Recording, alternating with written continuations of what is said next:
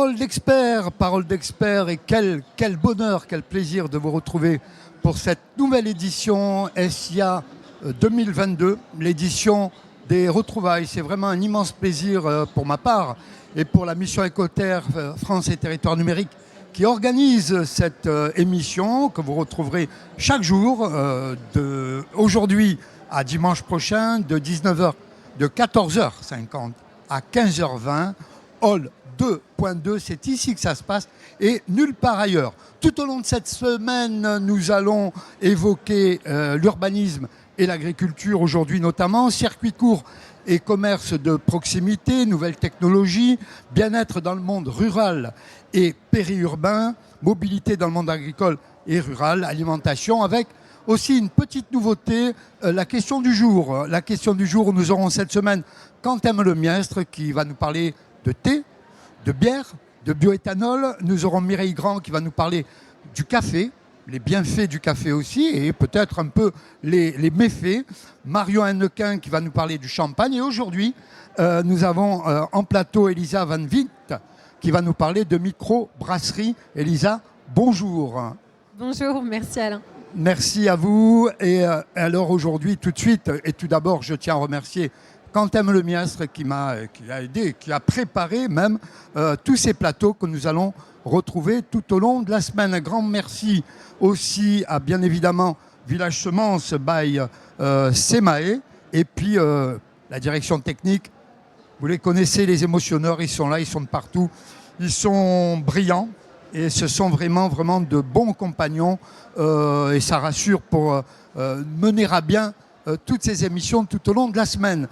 Urbanisme et agriculture, c'est le thème de notre émission d'aujourd'hui. Quelles sont les clés d'une agriculture viable dans le monde urbain? Et pour cela, à mes côtés, j'ai Frédéric Laforgue. Frédéric, bonjour.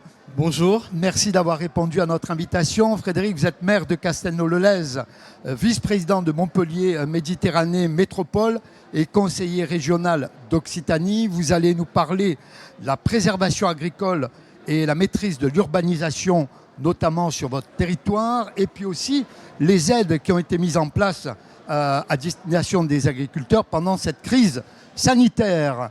Et à vos côtés, alors on la connaît forcément très bien à la mission Écoterre et sur le plateau de Village Semences, c'est Mona Trecchia.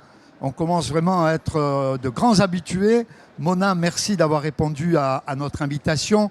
Je le rappelle, vous êtes conseillère territoriale de Pleine Commune Grand Paris et puis aussi conseillère municipale à Épinay-sur-Seine, déléguée à la ville numérique et à l'innovation digitale. Vous allez nous parler d'une belle curiosité quand on a préparé cette émission, de la ferme des possibles. Et puis également comment faire évoluer l'urbanisme de demain. Elisa, donc on a déjà parlé. En milieu d'émission, vous allez intervenir sur la microbrasserie. Alors là, j'ai une bonne question à vous poser. Mona, on va commencer par vous, si vous le permettez. Honneur aux dames, hein, Frédéric, vous êtes d'accord? Bien sûr. Voilà. Mona, qu'est-ce qu'on entend par urbanisme et agriculture? Alors tout d'abord, merci de cette invitation. C'est toujours un plaisir de se retrouver, surtout sur ce salon international de l'agriculture, salon des retrouvailles. J'ai un très beau souvenir en plus de partage. Alors effectivement, urbanisme et agriculture sont étroitement liés. On entend beaucoup parler de Smart City. Moi, je préfère parler de la ville durable de demain, mais surtout de la ville de confiance de demain. Et on s'inscrit vraiment comme être des bâtisseurs de ces territoires de confiance de demain. Et l'agriculture est une partie très importante parce que c'est au-delà de la place qu'on laisse à la nature en ville, au-delà de la place qu'on va laisser à la technologie. On le voit bien et c'est tristement d'actualité que l'agriculture c'est un secteur qui est essentiel au niveau national et même international, voire européen, avec tous les événements qu'on est en train de vivre actuellement, avec des filières qui sont plus en tension, des problématiques de résilience, de plan de résilience des territoires. C'est comment on va pouvoir être en autarcie. Je pense que c'est plus possible en tout cas. On peut composer avec les territoires et les territoires sont au cœur en tout cas de ces enjeux d'agriculture et de mise en place de résilience. Alors la technologie et l'urbanisme, c'est aussi étroitement lié parce que la ville de demain, elle se construit différemment avec tous les outils technologiques qui aident et qui sont de véritables outil d'aide à la décision, notamment face aux défis climatiques, face aux défis de transition écologique, face aux défis de transition énergétique. Donc c'est comment on va penser l'agriculture dans une construction d'une ville différemment. À Plaine Commune, qui est 9 villes, ça correspond à 9 villes de Seine-Saint-Denis. C'est un territoire, c'est la plus ancienne communauté d'agglomération de France et une des plus grandes, puisqu'elle a 430 000 habitants. Et monsieur le maire pourra aussi en témoigner. Je crois qu'on a aussi besoin d'une forte impulsion politique pour avoir une autre vision de nos territoires, replacer l'humain à l'intérieur, mais aussi avoir de l'agriculture qui fait que notre territoire, c'est un territoire des possibles, où on peut co-construire avec les habitants et les initiatives autour de l'agriculture urbaine.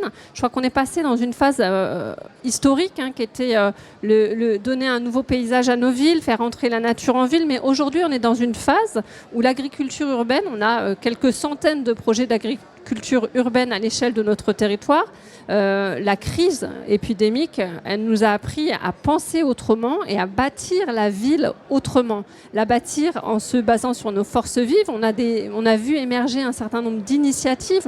Quand je pense à des projets d'agriculture urbaine sur des toits, je pense à Aubervilliers.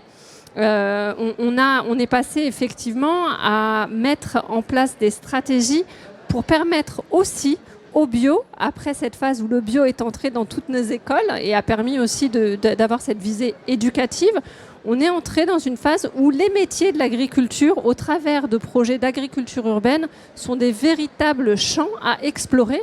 On a des chantiers d'insertion, des retours, je dirais, à la terre. Je ne citerai pas du Jean Giono, mais presque.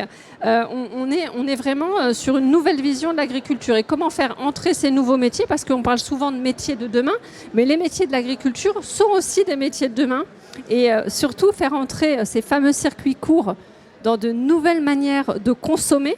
Et le numérique est aussi un outil d'accélération de ces projets-là, à la fois en termes de communication, mais aussi de mise en réseau de tous ces acteurs au sein de nos villes et de nos territoires, que ce soit des territoires plus ruraux, parce qu'eux aussi ils sont essentiels dans les démarches. Et ça nous permet, nous, à l'échelle de notre territoire, d'expérimenter, mais aussi d'essaimer, je dirais, au niveau national sur des projets et d'être, je dirais, des exemples. En tout cas, on espère qu'on va arriver à une autre vision. L'agriculture est centrale.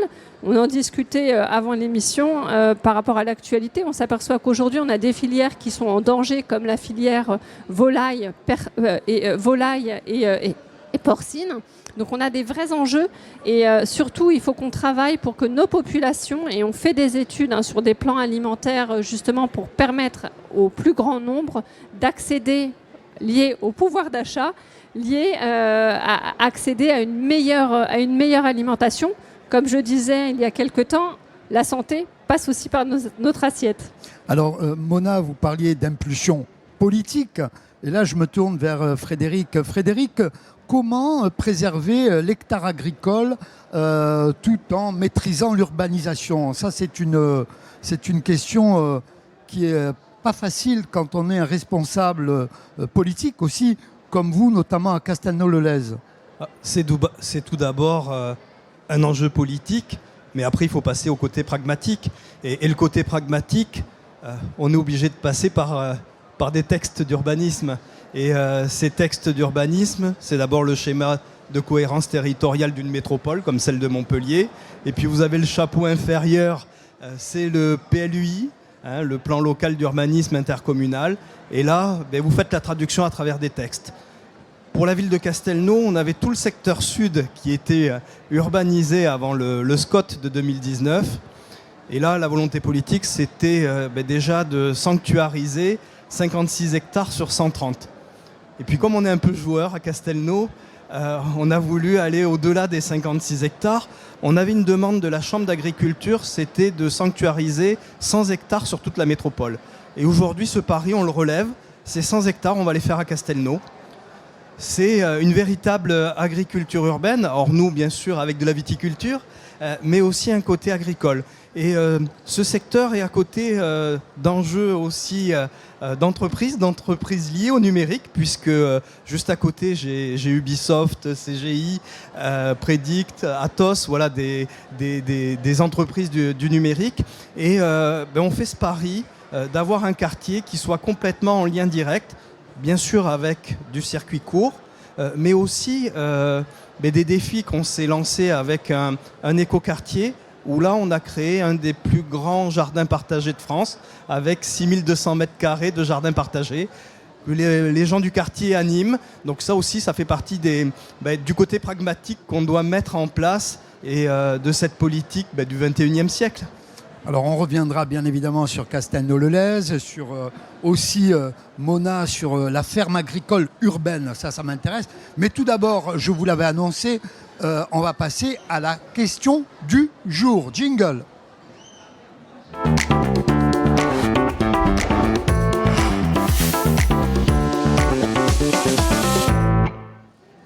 Voilà, alors la question du jour, je le disais avec Elisa Van Venkt, c'est une première pour Elisa, c'est une première.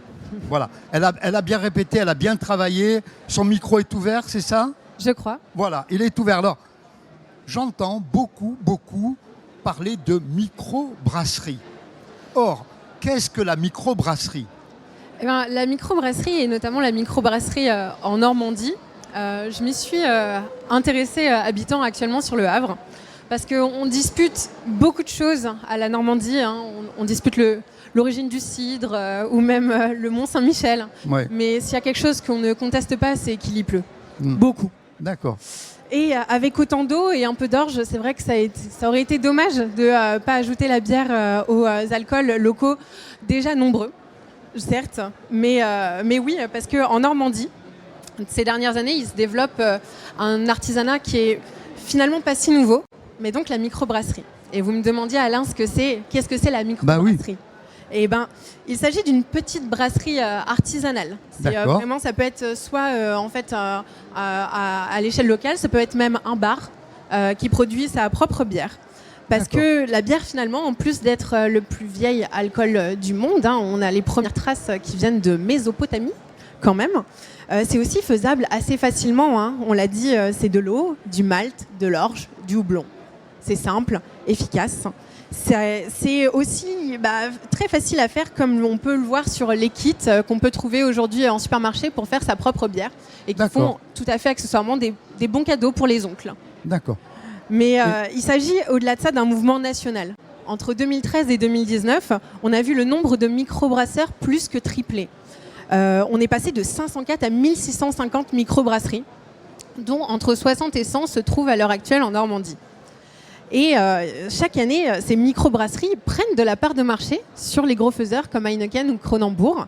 Et même si en 2020, elles ne représentaient que 7% encore des ventes.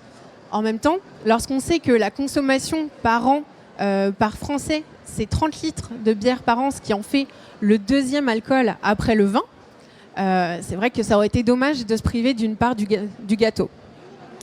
Mais du coup, qui sont ces aventuriers du houblon de plus en plus nombreux ?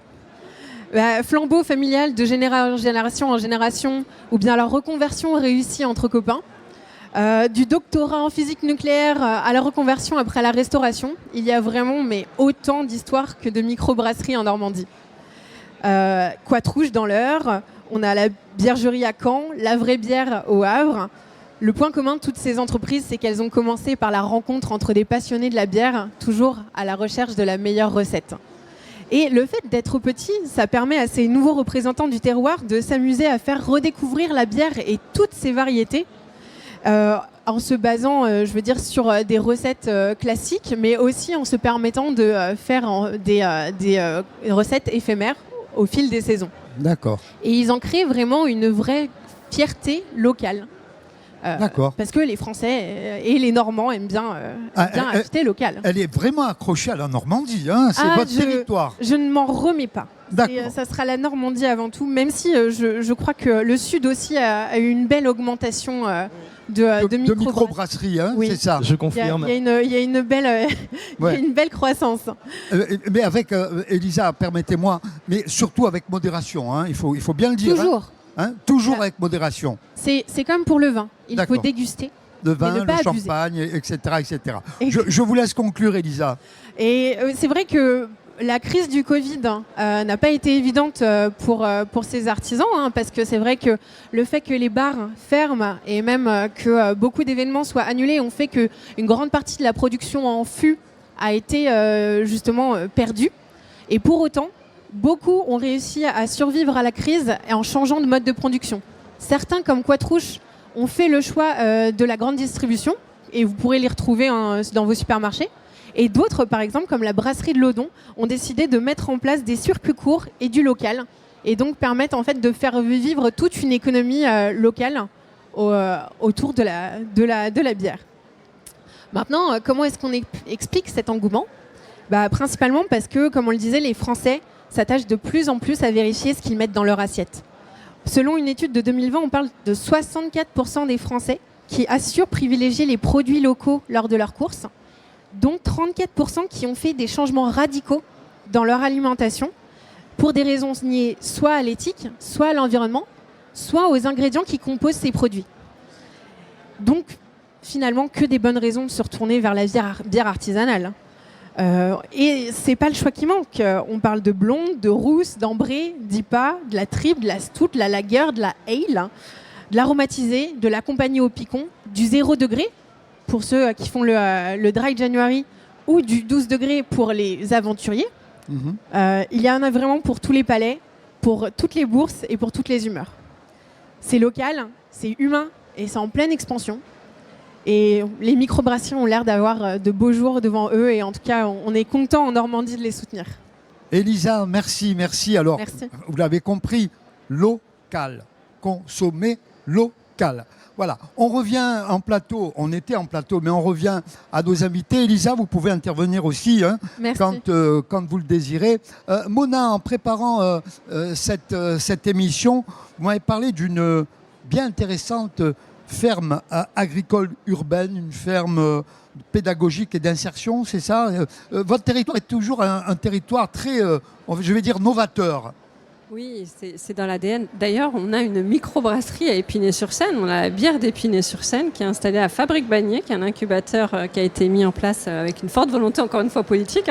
Saint-Ouen aussi a sa bière. Et, ça attire la fierté. Voilà, oui, on en est fiers. C'est des petites productions et c'est très très bien comme ça parce que on a une fierté. Et puis c'est des circuits courts, c'est des hommes et des femmes, c'est la rencontre d'hommes et de femmes.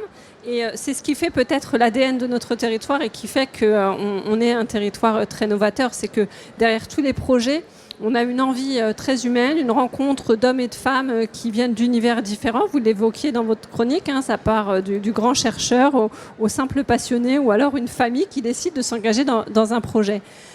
Aujourd'hui, on a vu qu'il y a un champ de l'économie sociale et solidaire qui s'est beaucoup développé à l'échelle du territoire et qu'effectivement, ça a donné tout un tas d'acteurs qui ont, liés à la crise certainement, et on a des côtés positifs, et je le dis avec beaucoup d'humilité, qui font que les projets ont souhaité se mettre en réseau et aussi parvenir à mieux communiquer entre eux, puis mieux faire connaître les produits, les circuits courts, et puis se rapprocher du consommateur. Je crois que c'est ce qui a été principalement. Et ce qui est bien dans toutes ces démarches, c'est qu'on arrive à identifier aussi les freins. Et on y apporte des solutions, comme je parlais de pouvoir d'achat avec le bio et les produits si on veut. Et je suis une fervente, je suis pour le Made in France, je crois que c'est un secret pour personne. Et aussi pour le Made in Plaine Commune, le Made in Épinay, le Made in chacune de nos villes. Donc on a des démarches qui sont développées en termes d'agriculture urbaine, de ferme urbaine. Et la question d'après, c'est de se dire quels sont les métiers de demain. Travaillant sur de l'innovation et de la prospective, c'est effectivement, on sait que à l'horizon 2050, on a, ne serait-ce que dans le numérique, près de 80% des métiers qui ne sont pas encore définis et existants. Mais on s'est dit, dans toute cette énergie de retour à la nature et d'agriculture urbaine, comment on peut aussi l'identifier comme étant génératrice d'emplois, de développement économique, et puis je vais aller du plus bas, entre guillemets, jusqu'au plus haut, d'attractivité territoriale, de confiance territoriale, et puis de résilience et de capacité à s'autosuffire en tout cas. Et surtout répondre à ce besoin de pouvoir d'achat et de pouvoir rendre accessible cette meilleure assiette, cette meilleure composition d'assiettes et de repas liées directement à la santé et directement à notre durée de vie, hein, clairement, et éviter. Et donc voilà, donc on arrive à de l'attractivité. On a vu la santé et le retour d'investissement pour les populations, le retour pour les territoires en termes d'attractivité territoriale, et puis plus largement notre résilience. Donc on a un véritable enjeu de chantier d'insertion et d'emploi et de développement économique autour de projets d'agriculture urbaine, en faisant rentrer l'agriculture, et on le voit bien par des effets de phénomène. C'est pas uniquement les anciens, moi ce que j'appelle les sages, hein, qui sont attachés. Nous on a une histoire sur le territoire, je pense à Saint-Denis, à la ferme des possibles, où il y a toute une partie qui est un musée qui raconte l'histoire des maraîchers et de l'agriculture. On a plus qu'un retour, puisque les nouvelles générations s'intéressent au sujet, se l'approprient et veulent le développer. Et il y a des termes que vous avez évoqués, cher ami, qui sont essentiels. L'éthique, c'est-à-dire qu'on veut consommer différemment, mais on veut aussi avoir des achats, ce qu'on appelle les achats responsables. On aura l'occasion d'en discuter lors d'une autre émission, j'en suis certaine. Lundi, on se retrouve. Et il y a de l'éthique, il y a de la responsabilité, il y a les défis du développement durable. Et puis, il y a une envie d'inclusion, d'inclure l'ensemble des populations dans cette démarche d'agriculture et d'urbanisme. On ne pense plus la ville de demain comme on l'a pensé dans le monde d'avant Covid. Là, on a vraiment un phénomène qui est de se dire on veut plus que de la nature en ville, on veut revenir aux fondamentaux. Alors, la ville de demain, la ferme agricole, là, je me tourne. Alors, une passionnée de son territoire, on a parlé de la Normandie et puis l'Occitanie, bien évidemment, un territoire qui m'est très cher. Frédéric, comment fait-on au jour d'aujourd'hui, quand on sait qu'on vit de plus en plus dans les villes, pour retenir les agriculteurs ou alors pour les faire venir sur son territoire? Je vais reprendre les propos de Mouna, mais c'est surtout l'attractivité du territoire. Oui. Et cette attractivité, en effet, je parlais tout à l'heure, d'abord il faut bloquer bien sûr des terres agricoles ou viticoles, mais il faut donner un enjeu. Cet enjeu, nous aussi on fait le pari du numérique, le pari de créer un campus station doc, lié avec une gare TER, une future gare TER. Et ce campus sera tourné aussi vers l'agriculture. Donc tous les enjeux de numérique et agriculture, en effet, plus de 80% des métiers de demain n'existent pas aujourd'hui. Donc il va falloir bien sûr avoir une formation initiale, mais aussi avoir une formation continue. Donc dans ces enjeux-là, il y a des nouveaux métiers qui vont se créer. Et c'est un moyen aussi de faire venir des nouveaux agriculteurs urbains. Et c'est ce pari que l'on fait au sud, parce que on n'a pas des terres industrialisées, on a une forte démographie, et il faut répondre à tous ces enjeux. Et ces enjeux, c'est peut-être le monde de demain qui peut-être s'est accéléré avec la crise sanitaire. Oui. Et aujourd'hui, on a cette demande sur nos territoires. C'est à la fois des entreprises du numérique, des personnes qui viennent de Paris, qui viennent dans le sud, qui viennent dans le sud s'installer, trouver le soleil. Je plaisante un petit peu, oui, bien sûr. Mais ces enjeux, il faut y répondre. Des enjeux aussi de mobilité, parce que ça fait partie aussi aujourd'hui de nos obligations. Et puis aussi des enjeux fiscaux. Là aussi, alors, on répond, que ce soit la métropole ou la ville, quand on a des coups durs de gel, d'exonération. Mais je crois que là aussi, il va falloir avoir ces enjeux. J'ai retenu l'idée de la ferme pédagogique. Là aussi, il y a tout le côté éducatif. Alors, nous, on fait l'effort du bio dans les cantines, mais je crois qu'il y a là aussi, pour les futures générations, peut-être les amener vers ces métiers de demain, de l'agriculture urbaine. Là, on a vraiment des enjeux, je dirais politiques, mais c'est la politique dans le sens noble du terme, c'est l'aménagement aussi de notre territoire. C'est cet équilibre aussi entre le monde rural et le monde urbain, où il faut qu'on arrive à retrouver là aussi ces espaces.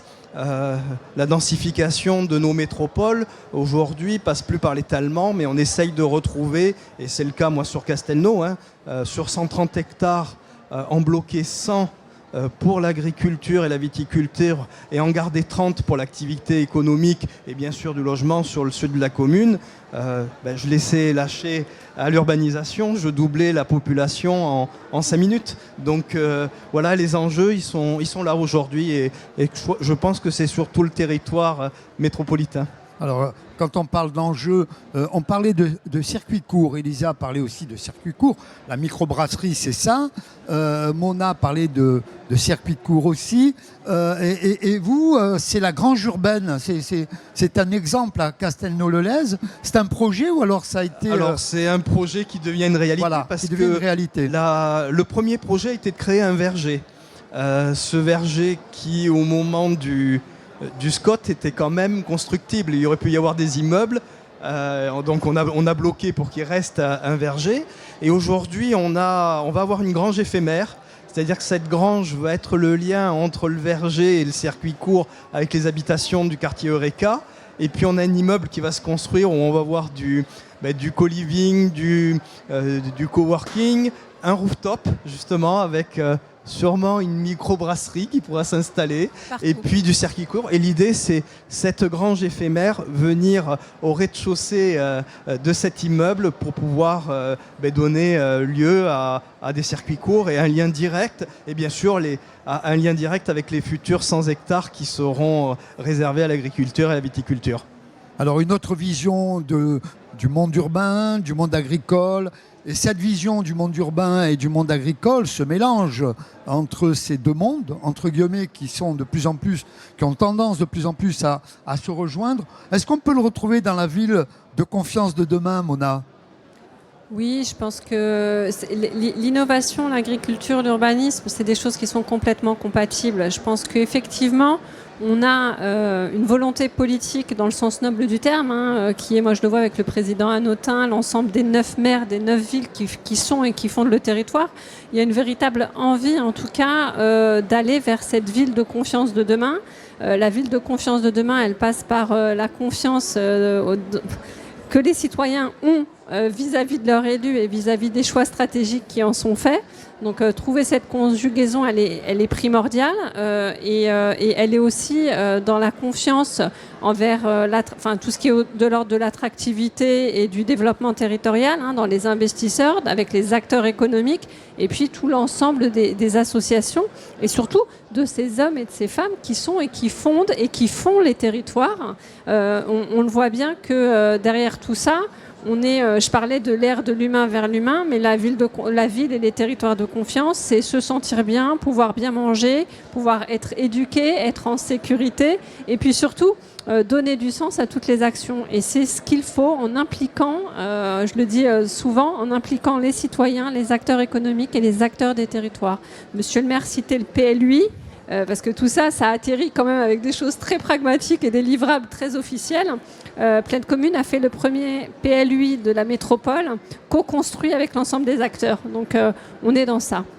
Voilà, nous arrivons au terme. Déjà, ça passe vite. Quand on est bien, ça passe toujours vite. C'est comme ça. Nous arrivons au terme de cette émission. Mona, on vous retrouve lundi. Une habituée, Mona. Monsieur le maire, Frédéric, infiniment merci. Merci pour cette invitation. Pour moi, c'était une première, le Salon de l'Agriculture. C'était une première. Et une belle première, en tout cas. Merci. Quelle première, merci. Elisa, une première aussi. Une première aussi, merci beaucoup. Ça s'est bien passé. Moi, j'ai apprécié. Voilà, ça s'est bien passé. Tout de suite après, vous ne bougez pas, surtout pas. C'est Gabriel Dufour pour Face à vous. Vous allez voir. Hyper intéressant. Alors, bien évidemment, demain, même lieu, Hall 2.2. On parle des expositions Porte de Versailles. C'est ici que ça se passe et nulle part ailleurs. Donc, demain, 14h50, on va parler circuit court, commerce de proximité et e-commerce. J'aurai le plaisir d'accueillir Denis Thuriot, le maire de Nevers, président de l'Agglo, que nous connaissons bien, Benoît Courtin, qui est le maire de Ferrières-la-Grande et vice-président de la communauté d'agglomération Maubeuge, Val-de-Sambre. Vous voyez, on fait le tour de France. C'est ça les territoires, c'est ça les collectivités, c'est ce que nous aimons. Et enfin, j'accueillerai aussi Laurie Verstraat, qui est adjointe au maire de Gravelines. Remerciements à Village Semence by Semae. Les émotionneurs, ils sont là de partout. Quentin Melemiestre qui a préparé cette émission. Salomé qui est là, quelque part. voilà, qui est tout près de nous. Et ensuite, bien évidemment, vous pouvez continuer à nous suivre sur villagesemence.fr. Les infos de la mission Écoterre France et Territoires Numériques, c'est sur écoterre.org. Prenez soin de vous. À demain. Bye bye.